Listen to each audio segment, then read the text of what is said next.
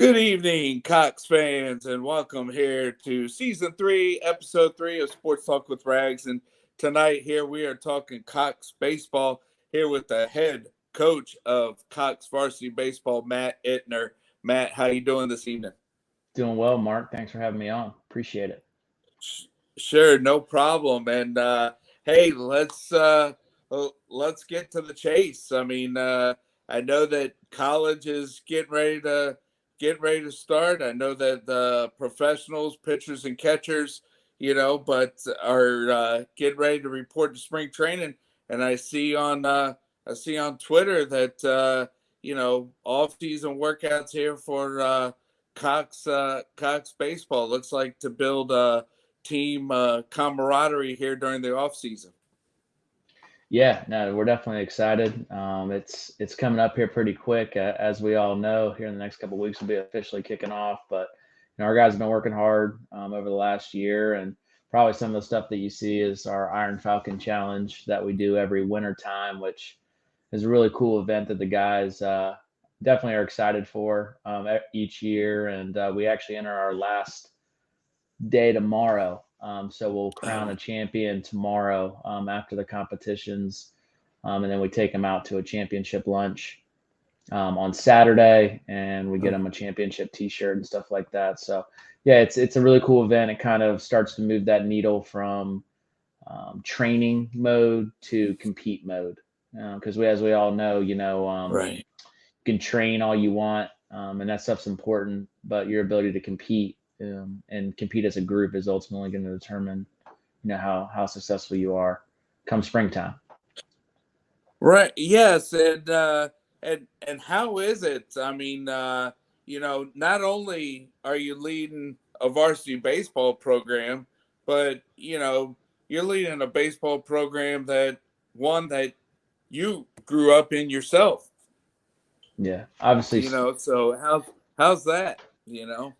Well, first and foremost, like just super grateful for the opportunity to give back to a program that gave me so much. And, you know, like I said before, when I was on, be remiss to say, very fortunate to have played for Coach Conway when I was there as a player. Taught me a lot of lessons. He gave me the opportunity to come back and coach underneath him. He's been a mentor of mine, and obviously, I'm again just grateful that I was given the opportunity after him to take over and build upon his foundation.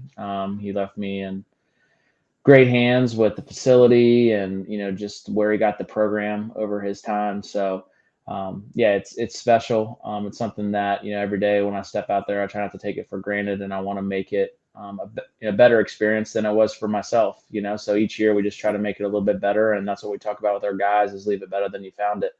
So it's something that we try to remember, as a coaching staff, and we preach to our players.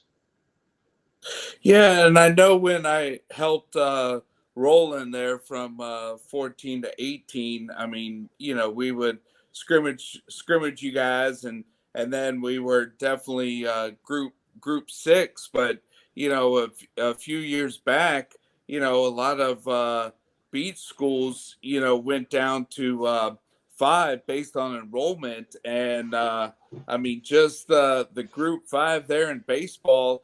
I know that we've talked about it before, but that 5 Alpha and 5 Bravo, those A and B groups. I know it's just a region, but boy, that's like if you get out of that, that's like your own state tournament. Definitely Yeah, tough competition. yeah, no doubt. It is. It is definitely tough to make our way out of there. It's definitely a dogfight, and each year for us has definitely been difficult. But that time of year, that's what it's about. There's no, you can try to look for, you try to look for matchups or whatever it may be. You can keep looking that time of year because everybody's good and everybody's there for a reason. And if you want to, if you Right. want to have the opportunity to win a state championship, like you're gonna have to, you're gonna have to beat some people that are really really good, and it usually comes before the state championship. So it's just a challenge that you have to accept if you want to climb that mountain. Right, and you guys were able to do it. What in 2021? There with being the Group 5 state champs. Yeah, it's definitely a special year. I mean, for multiple reasons, with 2020 being canceled, and then just kind of hanging in the Right. balance. We didn't know if we were going to play a season, until, literally almost like the week before. You're kind of holding your breath the whole time. And, I remember, even just the first game, just the stuff that we had to do, right? Of just like having chairs in the dugout, spacing out, just all these things that, you had to worry about besides baseball. But we're really fortunate that year to obviously have a veteran group, right? Strong leadership. So, to have to think about all those other protocols that you had to do because of COVID and having such a strong group of seniors and leaders, they kind of took control of the baseball piece, and kind of allowed us coaches to have to kind of check those boxes we had to check in order to play. So we were really fortunate to have, just those level of guys in our program, and um, they took care of a lot of things for us, and they led from the front. Yeah, with following your Twitter feed, I saw the schedule came out, and I know that Roland has done it at Western Branch, but I see that you guys are having some themes there with home games and just trying to uh, promote the fans to come out and support Cox baseball.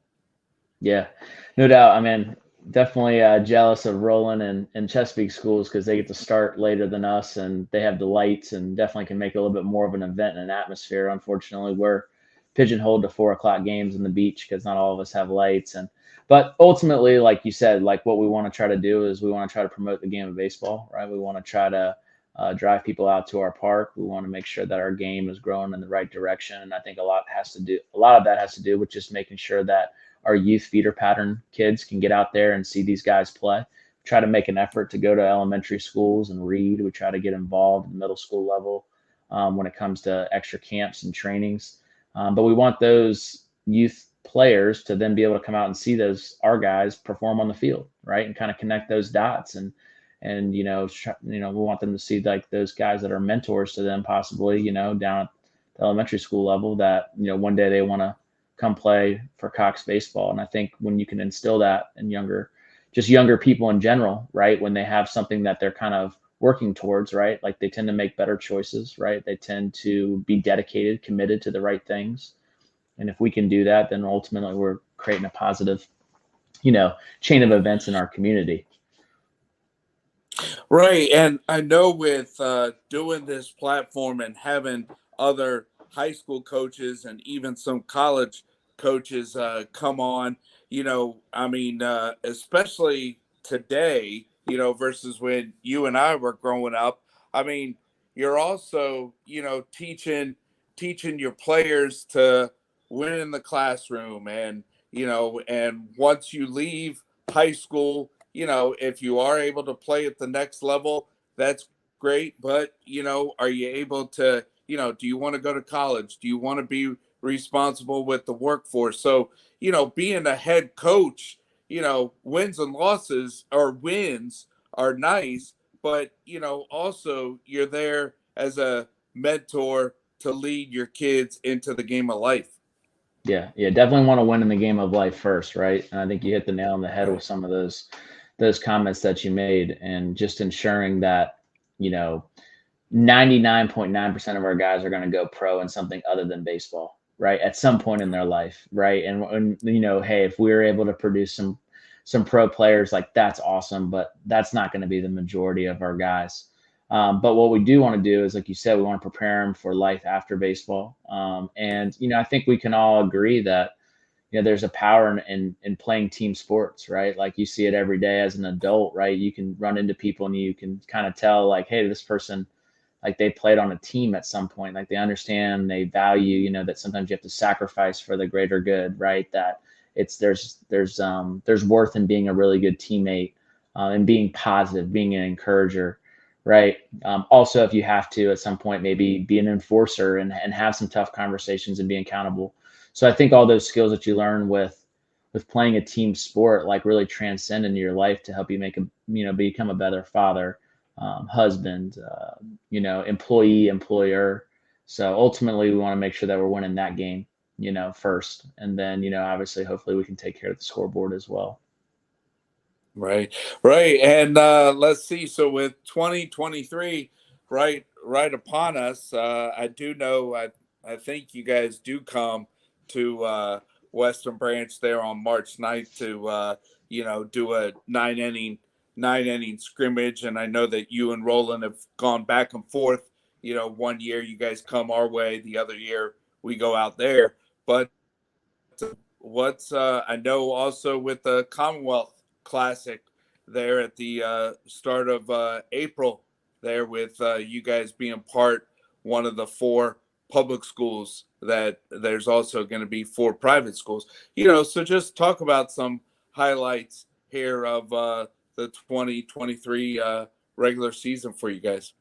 Yeah, we're really excited about our schedule. I mean, we always try to, something that I learned from Roland, is just like we try to schedule tough. I mean, and we really feel like we got that. Between our two scrimmages, our first scrimmage is Hanover is coming down from Richmond to Oh, scrimmage us, and then getting to play, Roland and Western Branch. So obviously within our first two scrimmages, we'll definitely it'll be good. We'll face some adversity. There'll definitely be some holes poked in our boat, which is what we want early on. We don't want any false mhm. senses. We'd rather have reality hit us early, and be able to make those adjustments and be able to move forward. And then obviously with our schedule, just not even talking about the Commonwealth Classic, just the level of competition that we have to play in the Beach District, where we have two matchups versus Ocean Lakes, and one versus First Colonial, and you don't come to play one day, like, you can lose, and that's just how it rolls. And with the Commonwealth Classic, there's just some tremendous programs. I mean, we're grateful to be involved, with that.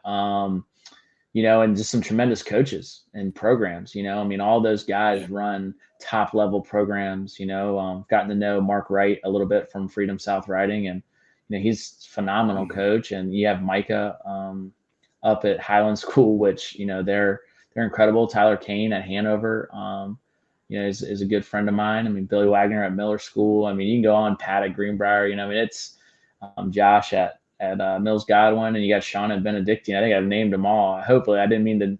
I hope I didn't miss anybody, but I mean, all those guys are just they're tremendous people. And what's great about all of Right. them is, like, you could pick up the phone to any one of those guys and call them and ask them a question, and they would pick up in a heartbeat, and they'd answer. No matter who you are, like, they're first class guys, and that's why they run first class programs. And excited to be able to compete against them. That's the point of it. So yeah, we're really excited, and we have Coach Bennett from Pocosin coming over as a non-conference game for us. We tried to do it last year and we got rained out, but we do a varsity JV doubleheader on a Saturday with them, and Okay. again, just try to promote our game, right? On a Saturday game, it's kind of we do a 11 and 2, and hopefully drive a lot of people out to the park. And that's our youth day, so we invite all the kids over from the recreation league and try to do some games with them, and have the grill out going. So it's usually a pretty good atmosphere. Right. Yes. Well, hey, I certainly appreciate you coming on, and I know that with being a fan of high school baseball here, I mean, when we moved here in the late '80s, my brother was a freshman at Western Branch. So what, 30 plus years, but just this past Thanksgiving weekend, having a couple friends and I, going over to Top Golf and participating there in Chris Taylor's event, and I know that a longtime friend of mine, Jimmy Anderson, Chris played for him on a travel team, so just with Chris being a Cox alum and the success that he's had with the game of baseball, and then giving back not only to Cox but also to the area with that fundraiser at Top Golf. Yeah, I mean, Chris is as authentic as they come. I was fortunate enough to play with him when I was in high school, and I can sit here and tell you he's the same guy. He's got a World Series ring, and he's been an All Star, and he's got a nice contract. But Chris is still Chris.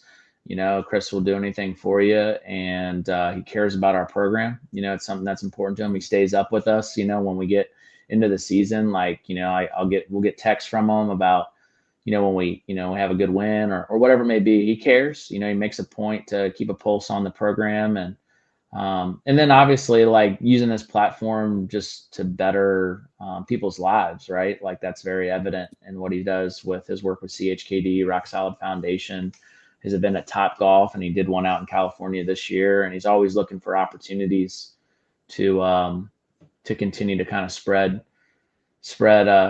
good, around the world, and he does a really good job of it. He recently just got married, and he's got a great. His wife is amazing, and they do a lot of great work together. So yeah, I mean, what you see is what you got. I mean, he's the same guy, and it's cool to watch for sure. Yeah, I know. Let's see. My wife, her cousin, Carter Caps, him and Chris were minor league teammates there with Seattle. But, Chris got drafted by Seattle and then was between AAA and the majors there one season, and then signed off with the Dodgers and changed positions, but, just stays consistent, and hard work has definitely paid off for him. Yeah, I mean, he's definitely the definition of like consistent. I've been fortunate to be around him throughout his college career and the first half of his pro career until he used to come back and stay here in the off season, but he stays out on the West Coast now. I don't blame him. I wouldn't, if I could stay in California versus this place December through February, I'd probably do the same thing. But just seeing him, and what I tell people all the time is this is watching him train, right? Got to kind of get a front seat view to like how did he train. And one thing I always go back to is like he always had one thing that he was working on. He wasn't working on like 10 different things or 15 different things. Like he'd come back each off season, he'd be like, look, this is my focal point for this off season. This is what I'm focused on doing. And he'd stick to it, whether he was doing really great at it that day or whether he was not doing great at it that day.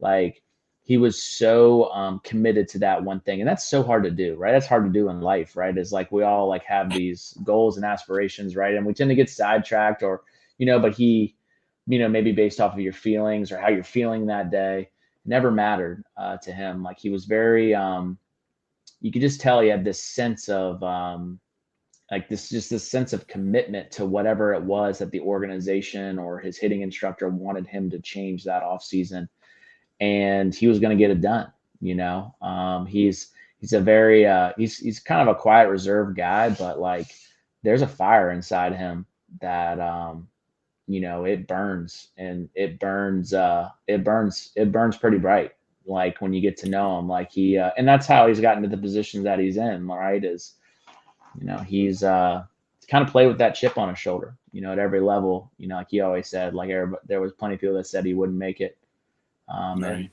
that's everybody's story. So but it was really a really cool experience for me as like a young coach to watch him train over the beginning part of his pro career, and took a lot of things from it. Reflecting back on it now, it's a pretty cool experience for myself. In the moment, you kind of just, oh, well, this is just how it is. But you start to appreciate it a little bit more, by saying, man, I was fortunate enough to kind of be around and witness that over, probably a 6 to 8 year period between UVA and this, and, up until I'd probably say before COVID. Right. So. Yeah. Yeah. Because I know that he started out as a middle infielder, and then the Dodgers made moves, so then he goes out to the outfield, and I know with baseball, because this is why I stopped playing. At any level, if you hit, they will find a place for you. Yeah. And so even when he went to the outfield, kept on producing. But yeah, with the game of baseball at any level, if you hit, the team will put you in the lineup. Yeah, I think it's, you start to think around, and there's a couple more guys now, but truly like at the major league level, like how many guys on a roster, like throughout all of Major League Baseball, can legitimately go play center field one day and the next day play shortstop. Like there's not many Right. guys, and I think it's pretty. Yeah. I think he's been one that's kind of started a trend too, because you're starting to see the rosters start to change a little bit. Before it was you would never have like utility guys that you'd have utility guys, but a lot of times they were guys that were coming off the bench. He's really kind of started to create this new role, it looks like, in Major League Baseball, where like his style of versatility is becoming more and more popular. Where like, and you saw how the Right. Dodgers did it with Kiki Hernandez and him and even Bellinger, right? Like, 10 years ago, like you had never seen guys move around the diamond like that. It was like you're a Right. first baseman, you're a right Yeah. fielder, and that's it. Right. And with that versatility, I mean, if you have guys that are more versatile, it opens up roster spots for more bullpen guys, which, as we know, with starters not going as long now, the bullpen's becoming more and more crucial. So it's seems like there's a little bit more of a trend to have more versatility from a position player standpoint to, ultimately then, you might be able to carry some other positions that you want that help you win, help you win some ball games or help you leverage some positions. So. Right. Yeah. Yes. And another 757 alum that had a great career. I remember being at the Portsmouth Sports Club a while back, and Michael Kadire, sharing how he grew up an infielder. And then when he was there with the Twins, third base or wherever he played, was taken. And so he had to learn the outfield, you know, to get pulled up, and he was just sharing, to this group there at the Portsmouth Sports Club of just teaching teaching kids to play different positions. Yeah. Yeah. I mean, first, Michael's incredible to talk to. I mean, he's a wealth of knowledge, and he's another guy that, will always take the time to talk and, help you get better or give you advice or all that kind of stuff. So been really fortunate to get to know him over the last couple of years. But yeah, I couldn't agree more. I think we talk to our players a lot, right? It's just like, if you're like, all I can do is play second base. Well, it's like, you better be a pretty dang good second baseman, you know? I mean, if that's the case, but if you're able to play second, third, left, right, maybe go over there, play first base, right? It's all about getting off, how are you going to get on the field the quickest? Like, that's what we talk to our players about all the time. It's just like, you want to have a skill set that allows you to get on the field the quickest, because that's the only way to get better, right? And it might be that, the Right. quickest way for you to get on the field might be to, get on the mound, right? And throw, Yeah. right? And that get that experience. And maybe that helps you become a better position player the next year because you have the experience of varsity competition. But I think when we start to pigeonhole Yeah. guys, or players pigeonhole themselves, like all you're doing is like you're shrinking your room for error. You better be the best guy there then, because if you're not, then you're on the bench, right? Where it's like, well, if I have a guy in front of me there, then hey, I can go play left field, or hey, I can go play right field, or hey, I'll get behind the dish, or whatever it may be. It kind of just comes back to that old school thing, like, are you a ball player, right? Like at the end of the day, like when somebody asks like, what position do you play? Like, I love the response of being like, I'm a baseball player, you know? I mean, Right. play anywhere, right? And I think that's getting lost a little bit because of, and we can kind of go down rabbit holes on this one is, from the showcase piece, right? And like, well, you're not going to project there or what, like you got to pick a spot where you're going to project or whatever it may be. And there's probably truth to that, but man, you talk to a lot of college coaches, and the one thing they want is they want winners, right? They want dirt bags. They want guys that can go play multiple positions. They want guys that want to win, So kind of an interesting crossroad, when it comes to that. It's like, what do you, And I think you see the game. The game is it's a pendulum, right? It always swings in one direction and swings back the other. But it's interesting to see how that versatility is starting to become a little bit more popular at the major league level, which means it'll probably trickle its way down. Right. Yes, and also with following your program on social media, saw that you gave the shout out here with Cox alums that are playing at the next level here as college gets going here in the 23 season. Yes, and we have I mean, again, super fortunate to have the number of guys that we have playing at the next level. I mean, right now we have 18 currently, one guy that's probably mostly going to sign with an independent club Mm, here shortly. But those guys, all those guys are tremendous, and they always take the time to come back, check in, talk to the guys. They're our biggest cheerleaders, they're our biggest fans, and they're great role models for our players, right? right, They're great role models for our guys. And we want all of our guys in our program to have the aspirations to play college baseball, and we understand that some are going to decide not to because it might be a better decision to go to a school that's better academically, where maybe they don't fit baseball wise, and that's perfectly fine.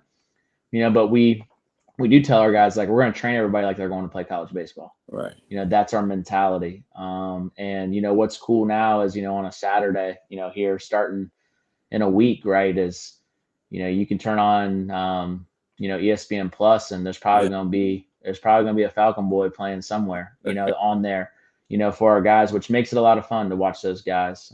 I don't know if you saw this. I got to give our guy Ethan Anderson a plug, a mm, plug on here. But so he announced today that he's going to be donating all of his NIL money to the Navy SEAL Foundation. So all the NIL money that he receives over the next 3 to 4 years is he's going to give it all to the Navy SEAL Foundation, which his father was a Navy SEAL, and the foundation has done a lot for him and his family. And Ethan moved all around the country right, up until his high school time, where he was able to kind of you know settle down in Virginia Beach, which right. we definitely appreciated, and he had a great 3 year career with us. And Yeah, but just one of the best, like, great human, heart of gold, cares about people, yeah, just happens to be really good at baseball too, but pretty cool. He announced it today, and so figure I'd give him a good little yeah. plug on here on that. Yeah, that's awesome. I mean, even with my dad wasn't in the Navy, but with growing up in a military family, it's awesome to see, and another example of giving giving back and not forgetting what how that kid was brought up. Yeah, and it's You know, interesting too, because you hear all the negative pieces of right, right, NIL, right? It's just like, it's ruining this, and there's some things that obviously probably have to be looked at, as we know, but there's still some good that's coming out of it, right, right? And we can't forget that. I mean, I saw the guy at LSU, Paul Skeens, I believe, is doing the same thing for the Folds of Honor mm, nonprofit. So I mean, there's some good, in this, and I think it's important that we promote that good, and hopefully maybe it inspires, some other people to do right. that as well. Yes, and with social media, the person that runs 757 baseball and the people that run, PBR there, Northern Virginia. It is nice to see some alternate areas promoting the game of baseball, especially with the high school season getting ready to start. Yeah, no doubt. I mean, whatever, like we talked about earlier, I mean, whatever way we can promote our game, it's like we feel like our game has a lot to offer.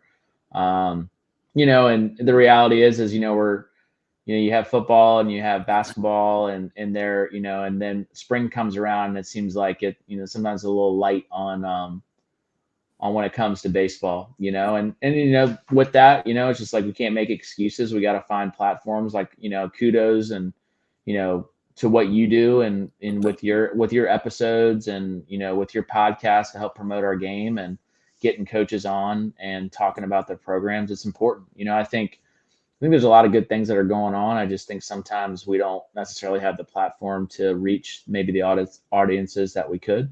So Yeah, the more that we can do this, then obviously, hopefully, this drives some more people out to the ballparks, get some more younger kids involved in our game, and hopefully they get to get the experience that um, we all want them to. right, right. Yes, I'd never heard of StreamYard before I reconnected with junior high friend Mike Sharp. That he gave me this platform here in 2021, and through my brother playing baseball and everything. I've had Fidwood on a couple times, and recently just had JJ Picola and Ben McDonald come on. Wow, those are some big time guys. Yeah, well, Some, hey, maybe in the off season we can get Chris to maybe come on here. yeah, yeah. I'm sure he would love the opportunity to. He's always good about talking to. Like I said, just giving back to the community. So Right, yeah. Well, hey, Matt, I'm sorry that we went over, but appreciate your time and good luck there to Cox baseball here in 2023. yeah, thanks so much for having me on, Mark. And again, thank you for all that you're doing to help promote high school baseball, in our area. And I really appreciate the opportunity to, you know, get on here and talk shop with you tonight. All right, sounds All good. right. And all right, well, hey, Cox fans or just high school baseball fans, just heard from Matt Ittner here with Cox baseball leading the program. Some highlights here of the 2023 season, and then also I'm sure unofficially it's go Dodgers also, right, with number 3. Yeah, no doubt. We're all Dodgers fans right now. So, Right. So, all right. Well, all hey, right. so that's a wrap. And thanks again, Matt. Okay. Thanks, Mark.